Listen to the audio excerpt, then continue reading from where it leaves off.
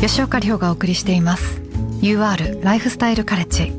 今日のゲストはギタリストの市川ニトさんです。こんばんは、よろしくお願いします。こんばんは、ギタリストの市川ニトです。よろしくお願いします。お願いします。ちょっと市川さんがすごい方すぎて、なぜうちのラジオに来てくださったのかなってちょっとまだ不思議なんですけども、市川ニトさんはイギリスのギター雑誌トータルギターの読者投票で最高のギタリストの一人に選出されました。今最も世界に影響を与えているギタリストとして活躍されています。そもそも日本のギタリストの方がもう世界で戦ってらっしゃるっていうことがもう本当にかっこいいですし、もう大快挙だと思うんですけども、今もずっと飛び回ってらっしゃる生活ですか？これまでも25カ国ぐらいライブやってきて、もちろんアメリカのファンが一番多いんですけど、本当南アフリカとか、ドバイとかでもライブやったり、ヨーロッパも全域チェコとかポーランドも含めて回ったりと、すごいです。いろいろ、いろんなところでライブさせていただいてて、今はちょうど日本にいらっしゃる時期ですか？日本に行ってまたヨーロッパの方にツアーに行ったりでちょっと出かけるんですけど。そうなんですね。いや本当そんな中貴重なお時間ありがとうございます。こちらこそありがとうございます。まずは市川ニトさんの原点ですね。ギターとの出会い、いつ頃だったんでしょうか？きっかけも教えてください。初めが父がメタラーで、で部屋にギターとベースがあったりとか、もう CD もハードロックとヘビーメタルがあったりとかしていて、でもともとピアノを弾いていたんですけど、ちっちゃい頃に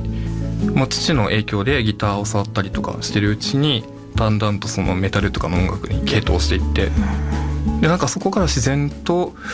メタル系の音楽って結構テクニカルなことが多かったりするんですけど、そこでテクニックみたいなのを身につけた後にピアノやってた時に思ってたこのやっぱピアノやってると坂本龍一さんだったりとか、もう本当にピアノのソロの方、もちろんこうでっかい楽器の前に自分が向き合って、なんかそこでこう人生語っていくじゃないですけど、時間を作っていくっていうその姿勢にすごい憧れていて、ギターでもそれをやりたいなって思ったのが結構この今の一人でやるようになったきっかけだったりするのかなって。もちろんバンドをされて世界中飛び回ってらっしゃるミュージシャンの方たくさんいらっしゃると思うんですけど、お一人でソロギタリストとして活躍されてるっていうところはもう本当にって思っちゃったんですけど、今本当にギター1本だけ持って飛行機乗っていろんな国に行くっていう風にやっていて、もうするともう何ていうんですかね、世の中のすごい自由っていうのをその度に感じていて、国境人種文化何もかもを超えて、でまたインストっていう歌がない音楽をやってるんですけど、ギターだけの、そうすると本当にもうアメリカ行っても東南アジア行ってもアフリカ行っても結構そのお客さん子供の方も多いんですけどがすっごい目キラキラして聞いてくれてて、こうみんななんかどこの国に行っても同じような気持ちになってくれて、っていうなんかそこが本当に毎回なんかすごい嬉しくて、でもこれやっぱ一人でできる身軽さならではなのかなみたいなのを思ったりもしていて。そうですよね。いや私も実はインストが好きでして。本当ですか？一人でいる時はもちろん歌物も大好きなんですけど、なんか一人でいるとやっぱインストで本読んだり台本覚えたりとか読み物もすごい日常にこうずっとあるので、やっぱ音楽音だけで聴きたいなっていうことが多いので、なんだけどインストって本当になんか捉える側の力もあると思うんですけど、そうですね、なんかその音だけで世界観がぶわっと広がっていくじゃないですか、あれがすごくグッとくるんですけど、市川さんの演奏されてる動画いろいろ拝見しまして、ギターってこんな風に弾けるんだっていうのがまずびっくりで、なんかちょっと和楽器みたいに私には見えたんですけど。あります。結構琴からエッセンス受けてたり、そうちょっと琴っぽいなというか、私もなんかちょうど初めてこの間撮影で琴を触る演奏する機会がありまして、でそうなんですよ。でちょうどそれ見たばっかりだったのもあって、なんかあれすごいなんか別の楽器に見えるなというか、で市川さんのその奏法っていうんですかね、演奏方法のところが他の方とどう違うのかっていうのを教えていただけますでしょうか？まずギターだけじゃなくてその琴もそうですけど、ハープって縦琴、でっかい縦琴も弾いたりしていて、でハンドパンって言ってなんかこう円盤みたいなのを叩いて音が出る時もあるんですけど、とにかくいろんな楽器が好きで、そこからのエッセンスをこうエレキギターに取り入れれないかみたいなのを常に考えたりしてるんですよね。はい、っていう中で今までのギターの、いわゆるロックンロールの象徴としてのギターだけじゃない、もっと拡張できた、なんですかね、もっとリズムハーモニーメロディー全てが同居してより重層的な響きができる音楽、エレキギターでもできるんじゃないっていうので、その両手右手を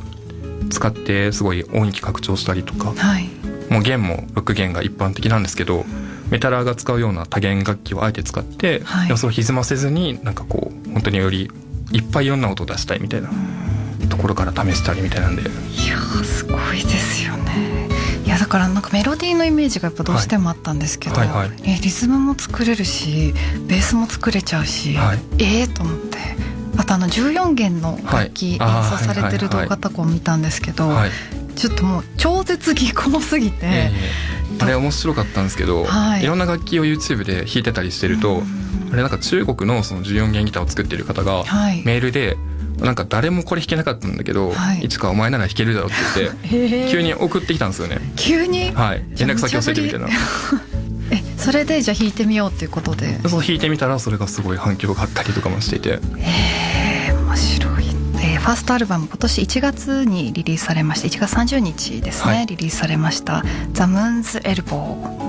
このアルバム聴きまして、はい、いや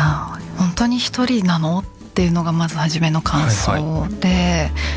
私はこの1曲目の Where I Begin が一番大好きだったんですけど、ありがとうございます。なんかすごく切なくて、はい、私は結構なんていうんですかね、アッパーなものよりしっとりした曲が好きっていうのもあるんですけど、はい、なんか切なすぎてちょっとこうストーリーみたいなのがわーっとこう広がっていくような感じがあって、でインタビュー見てますと最後の曲、11曲目に配置されている「Where I Return」という曲があるんですが、それがタイトルになっている、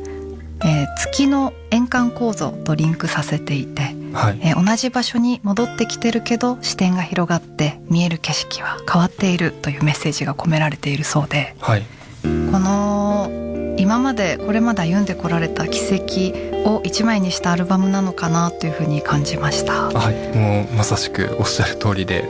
自分のギタリストとしての集大成を一回このアルバムで出したいと思っていて、っていうのもこのファーストアルバムが活動を始めて10年弱でようやく出せたんですけど、はい、そうでしたか。そうなんですよ、ずっと出せないでいて、はい、っていうのもあってもアルバムファーストなんですけども集大成っていうニュアンスを含んでいて、そこでちょっとじゃあそのモチーフである月に見立ててこう一周回ってきたけどまた違うものが見えているっていう、そういうものを作りたいっていうので作った感じですね。EP とかはたくさん出されてるじゃないですか、はい、このアルバムにならなかった理由っていうのは？アルバムにならなかった理由がすっごいその完璧主義なところがあって、はい、自分の中でのこのファーストのアルバムっていうのがすごい大事すぎたんですよね。でいつももちろん作ってはついて、ただそのどうしても納得できなかったり、これはアルバムになるにはすごいまだ足りないなみたいなところから作っては壊してっていうのをずっと繰り返して納得できないでいたんですけど、やっぱりそんな中でも、当時活動を始めたのがまだでも20ちょっとの大学生ぐらいの時で、はい、今10年経ってもまだ30なんですけど、はい、だからろくに人生経験なんかもそんなあるとは言えないけど、それでもいろんなことがあったりとかして、いるうちに別に完璧である必要もないし、それも込みでの人間じゃないっていう、ようやくそこに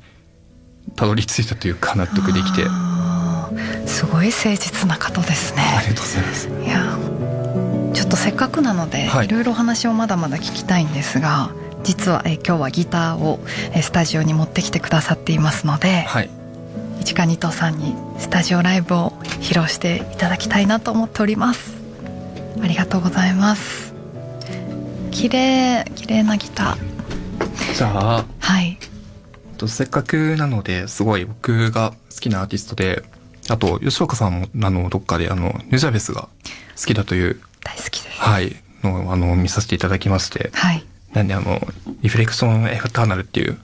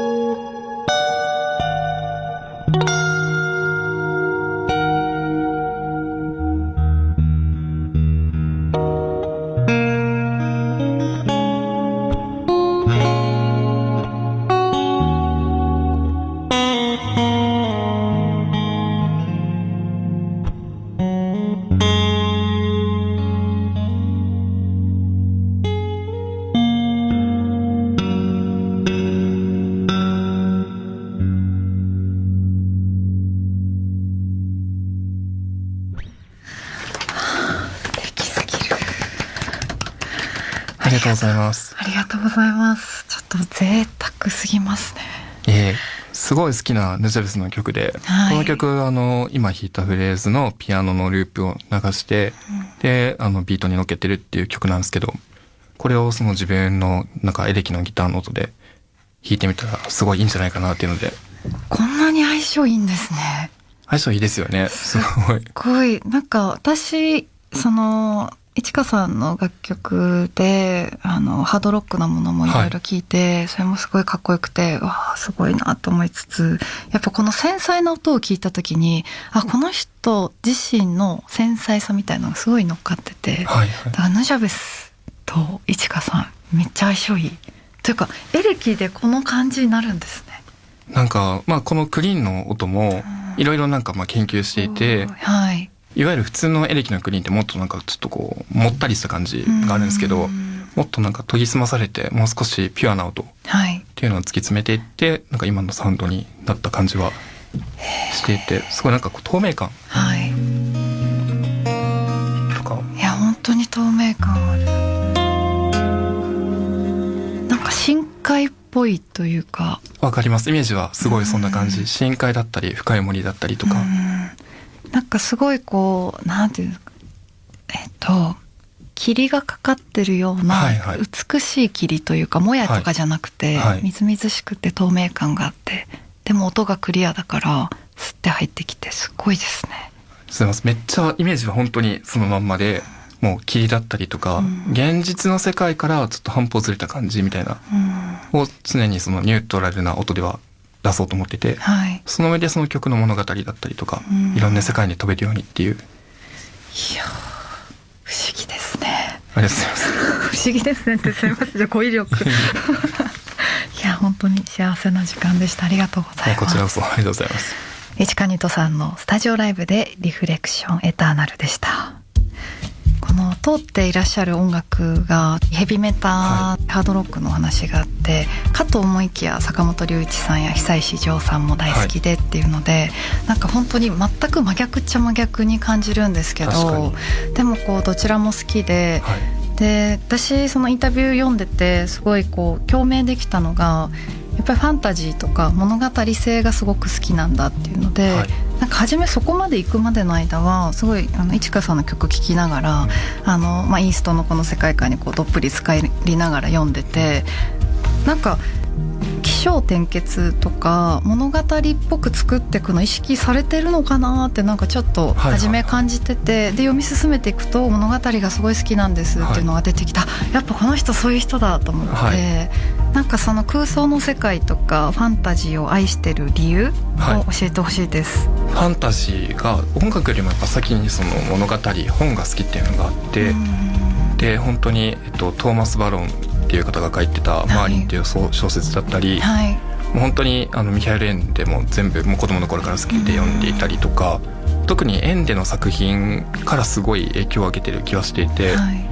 その中でもやっぱり「モモ」っていうのが好きなんですけど、素晴らしいですよね。読まれたことありますかね？あります。もう本当にすごいいいですよね、あれは。なんかその大人になってもなんか得るものあると思うし、ただ子供の時ながらにすごいやっぱ感じたのが、時間っていうものがすごいだからやっぱり営みであって、本当になんていうんですかね、生命そのものでありっていう、だからそれを大事にしないことには多分何にもないと思うんだろうなっていうのも思っていて、で子供の時にそういった時間をよりなんか装飾して美しくできるようなものっていうのは多分音楽なんだろうなと思って、そこからちょっと音楽に興味があったっていうのもあったんですよね。そういうことなんですね。この曲ができてから、そこからどんな感情になるかなっていうのを感じ取ってからタイトルをつけるっていうのを伺ったんですけど、だいたい初めに曲を作って後でそこにストーリーを感じるっていう作り方ですか？そういう時が結構多いんですけど、逆になんかもう頭の中でストーリーがあって、それをじゃあどう音に落とし込めるかみたいな、もやったりもしますし、割とそうですね。なんかでもいろんなやり方はあるんですけど、必ずやっぱりどっかに物語はあるし、っ言ったらその吉岡さんがさっきおっしゃってたと思うんですけど、はい、インストを聞く時ってその聞き手に委ねられる時もあるっていうか、その技量が多分必要だなとは自分も思っていて、でそれってでもそのもちろんどのインストでもそうではあるわけではなくて、想像しやすいインストとそうじゃないインストっていうのもあったりしていて、やっぱり自分はそう聞いてもらった時に同じ世界を描いてもらう必要はないんですけど、ただその聞いてもらった方にいろんな世界を描きやすいような音楽を作りたいっていう気持ちはすごいあるんですよね。だから多分物語選考っていうのがあるのかもしれないです。そういうことなんですね。ありがとうございます、はい、UR ライフスタイルカレッジ、今日はゲストにギタリストの市川二斗さんをお迎えしています。この後も引き続きよろしくお願いします。よろしくお願いします。 UR ライフスタイルカレッジ、吉岡里帆がお送りしています。今日はギタリストの市川二斗さんをゲストにお迎えしています。よろしくお願いします。よろしくお願いします。すいません、もう聞きたいこといっぱいすぎて、はい、めっちゃ脱線しまくってるんですけど、台本を実は大学時代はウイルスの研究をされていた、はい、これまた異質な経歴の持ち主だなと思うんですけど、はい、このウイルス研究をされていた理由のところもちょっと今の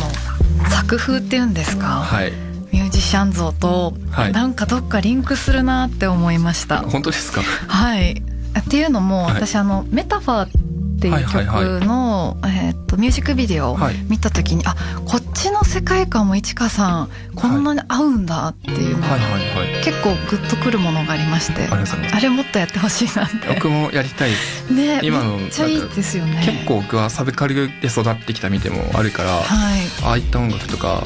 表現もすごい好きで、はい、それは両軸やっていきたいなっていうのは思ってます。いやめっちゃいいですよね。なんか本当にこうギターのもう超絶技巧の超硬派なギタリストっていうイメージと、はい、ファンタジーまであそこまで振り切れちゃうみたいな、はい、世界観でちょっと深掘りしていくと、はい、大学時代は、そのウイルス研究をされてたんですが、その理由というのが、はい、不老不死。そうですね。よくここまで調べられてますどこで言ったか覚えてないような話なんですけど、いやでもこの不老不死へのいやこれもちょっととても言ってほしいので、はい、ぜひ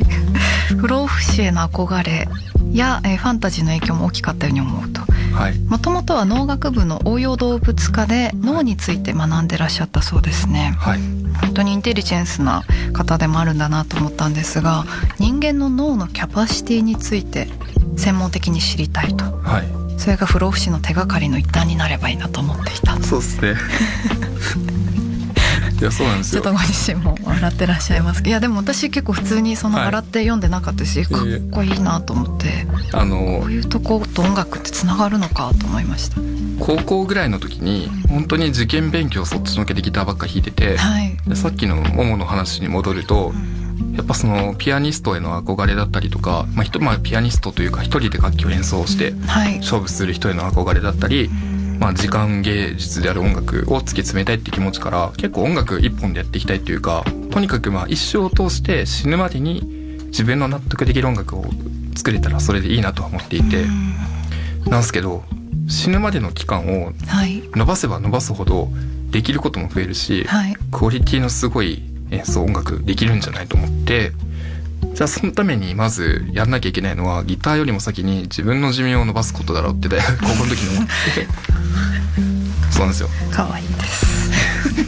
まずは寿命を伸ばす、たくさんやるためにも、そうなんですよ、でその時大阪に住んでたんですけど、はい、そういったことをやっているところが、なおかつその時の学力ですぐに勉強していけそうだったのが、はい、そこの神戸大学のまず応用動物科っていうところ、はい、でそこでいろいろ、そこは動物科っていう名前なんですけど、主に人間の作りだったりとか、動物人間の作りを勉強してるところで、そういう不老不死につながるようなことを調べたんですけど、はい、いろんな教授とかに話聞いたりとかしてるうちに、無理そうだっていうことが分かって、こんなすげえ人が無理って言うんだったら無理だろうと思って、その一回あったんですね。そのある種挫折じゃないですけど、はい、そうですよ。でもそういうことを聞いたりしてると、やっぱりなんか結構教授たちはこいつ面白いなっていう風になって、じゃあこっちやんないみたいなんでウイルス科紹介されて、へー、あ、そこでの紹介なんですね。そうなんですよ。そこからその阪大のウイルス学って、まあ医学部のやってるところに、なんか急に転学して掘り込まれて、すごい。阪大の医学部に転学ってもなんかちょっといちかさんって、なんか主人公感ありますよね。本当ですか？すげえ地味なことですけどね、やってることは。いやすごいですよ。面白い。そしてすいません、話しちゃって。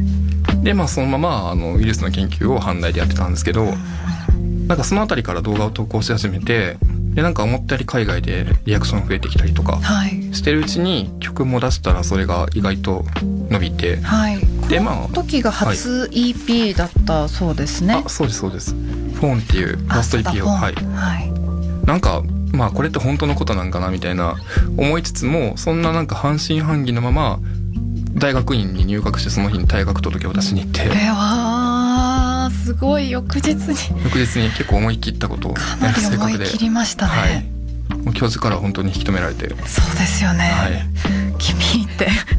何考えてるのでだいぶ面白い生徒さんだったでしょうね。そうだったかもしれないです。ありがとうございます。では後半は市川ニトさんのライフスタイルについて伺っていきます。快適に暮らすために心がけていることありますか？快適に暮らすためには、まあ例えばですけど、僕はその妻も僕もすごいゲーマーで、でお互い同じタイトルのゲームをしたいっていうタイミングがあったり、とにかく新作とかが出たりすると、同じタイミングでそれをやりたいっていう風になっちゃうんで、リビングにテレビがこうなんていうんですかね、2つ横並びであって、すごい、一人一台ずつ。そのモンハンとかやりたいとかならまだしも、そうじゃなくて、最近で言うとプラグマタっていうゲームが出たりとかしていて、一人用のゲームなんですけど、一人用のゲームをお互い同じやつを横でやるっていう、結構変わった面白いですね。暮らしを、してますね。ではご自宅ですね、どんな雰囲気でしょうか？こだわりポイントなどあれば。自宅はもう本当なんですかね、おもちゃ屋敷みたいになってて、変なんですけど、趣味が結構多くて、で部屋がまずそもそもそのギターとか楽器とか、そっか、そうですよね。なんか倉庫も別であるんですけど、そこでも入りきらず、部屋も溢れ返ってて、足の踏み場ないんですけど、全部で楽器だけで塗装数本当100ぐらいあったりしてて。市川さん情報で知ってる限りだと、ピアノをされてて、ベースを経てギター、エレキじゃないですか。だから種類でいうと3種類でギターが何本もあるみたいなことですか？あとそのハープあるんですね。ハープが結構でかくて、そうですよね。ハープがでかいのは存じ上げてます。そうですよね。あとなんかその小型のハープとかもあったりとか、バイオリンもあったりとか、バイオリンも弾けるんですか？エレキのやつなんですけど、練習しようとしていて、で打楽器系もあったりで、ゆくゆくはチェロとかもやりたいなと思ってるんですけど。チェロ、大きいのがそう部屋が楽器で溢れ返ってるから、結構リビングでも仕事したりもすることになっていて、で妻もリビングにいて、2人とも在宅クリエイターっていう感じだったりもするから、もう2人ともリビングにもう好きなもの、お互いの好きなものを置きまくってて、僕は僕で何が好き？デジモンっていうのがあるんですけど。わかります。世代です。世代ですか？本当ですか？本当です。デジモンがめちゃめちゃ好きで。そうなんですね。デジモンのカードゲームとか全部集めてるんですけど。なんか市川さん一回集めたらすごいことになりそうですね。そうなんですよ。コレクションのあれがすごくて、本当に。2人とも妻もポケモンがとにかく好きで、ポケモンもあるし。ポケモンなんて無限じゃないですか。無限なんですよ。とにかくいろんなキャラクターがもうリビングがもうみっちり詰まってるみたいな。でも可愛いだろうな、お部屋。そうですね。それに合わせてなんか家具とかも普通のシックな感じにしたらちょっとさすがに合わないからってなって、なんかトイストーリーの世界観をもう少しスタイリッシュにした感じにしようみたいな部屋作りにしていて、原色カラーのなんか小物家具があったり、だからそう結構割と色がすごい多い部屋になってますね。そうなんですね。ポケモンのヤドンもとにかくたくさんいます。ヤドンめっちゃいますね。ヤドンの、お互い好きなんですけどツアーの地元が香川県。香川ってめっちゃヤドンいますよね。そうなんですよ。初めなんで香川旅行行った時なんでこんなヤドンばっかりいるんだろうと思ったら、うどんとかけてるんですよね。そうなんですよ。ふざけた話ですよね。うどんだからヤドン県って言ってて全然初め気づかなくて、だからちょっと地元への愛も相まって、そうなんか香川に行ったりしてるうちに、ヤドンめっちゃいるし、なんかだんだんとなんか洗脳されてきたというか可愛いんじゃない実はみたいなお互い思い出してからもうヤドンに関するグッズがどんどん増えていって、部屋がだから、そういう意味で言うとすごいピンクが多いですね。すごいポケモンの中でもヤドンが多めと、いや貴重なお話でしたね。ありがとうございます。最後にですね、市川ニトさん、今年1月にファーストアルバムザ・ムーンズ・エルボーがリリースになっています。改めてどんな内容になっているのか教えてください。このファーストアルバムは本当自分にとって、集大成となるようなギタリストとしての一個のなんですかね、形にしようと決めたアルバムになっていて、ソロギターもそうなんですけど、ギター一本のピアノのような楽曲だけじゃなくって今までにやってきたようなメタルだったりとかローファイだったりとかヒップホップとかもとにかくいろんなジャンルを詰め合わせてこういうことができるというか、こういうものを作れるんだよみたいなのを一個提示できたようなアルバムになったかなと思っています。ぜひ皆さん聴いてください。そして最後にですね、ファーストアルバムザ・ムーンズ・エルボーから1曲お送りしましょう。どの曲にいたしましょうか。じゃあ表題曲のザ・ムーンズ・エルボー。今日のゲストはギタリストの市川ニトさんでした。ありがとうございました。ありがとうございました。今日のゲストは市川ニトさんでした。いや、この影響を受けた音楽家の中にアイアンメイデンだったりレール・オブ・マヤ、ペリフェリーなども私がなかなか知らないメタルだったりハードロックな音楽の影響を受けながらもビル・エヴァンスとか、私も大好きなんですけど久石譲さんとか、本当にしっとりした繊細な音楽と入り混じってるもう市川さんのこのインスト幅が本当に広くて、皆さんぜひいろんな方に聴いていただきたいなと思います。世界中で絶賛されているそのテクニックですね、ぜひ動画で見てほしいです。感動すると思います。今日はお会いできて大変光栄でした。そんな市川ニトさんとの写真もアップされています。番組ホームページや SNS もぜひチェックしてください。そして皆さんからのメッセージもお待ちしています。例えばライフスタイルを豊かにしてくれるおすすめのアイテム、ちょっとした幸せを感じた瞬間、また私吉岡里帆への質問疑問など何でも OK です。 UR ライフスタイルカレッジのホームページから送ってください。メールをいただいた方の中から1名の方に番組オリジナルグッズのハンカチをプレゼントします。名前、住所、電話番号をお忘れなく。皆さんからのメッセージお待ちしています。そして UR ライフスタイルカレッジはポッドキャストでも配信しています。配信は毎週月曜日。詳しくは番組サイト SNS をチェックしてください。来週は世界遺産博士ちゃんとしても活躍、山本リシャール・トーマさんもお迎えします。ということでここまでは吉岡里帆がお送りしました。明日からも素敵な1週間になりますように。